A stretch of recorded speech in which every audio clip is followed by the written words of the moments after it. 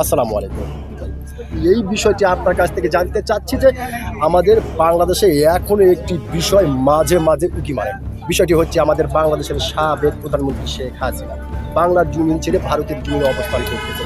তো এই বিষয়কে কেন্দ্র করে বাংলাদেশের বিভিন্ন ধরনের মানুষ বিভিন্ন ধরনের কথা বলছে। কেউ বলছে শেখ হাসিনা কখনো কোনোদিন বাংলার মাটি তার পা রাখতে পারবে না, আবার অনেকেই বলছে না শেখ হাসিনা আসবে অচিরেই বাংলার মাটিতে বীরের বেশি। তো ভাইজান, আপনি একজন সচেতন নাগরিক হিসাবে এবং একজন সাহসী মানুষ হিসাবে আপনার কাছ থেকে জানতে চাই যে আসলে আপনি পারবেন কোনটা? না, আসতে পারবে না। পারবে না, যেহেতু ভাইজান খুব সুন্দর করে এবং চমৎকার করে এবং অত্যন্ত সাহসিকতার সাথে আপনি বললেন যে আসতে পারবে না, আসলে আপনার কাছে কি আইডিয়া বা কেন মনে হলো যে আপনি আসতে পারবে না? কি আইডিয়া দিচ্ছি?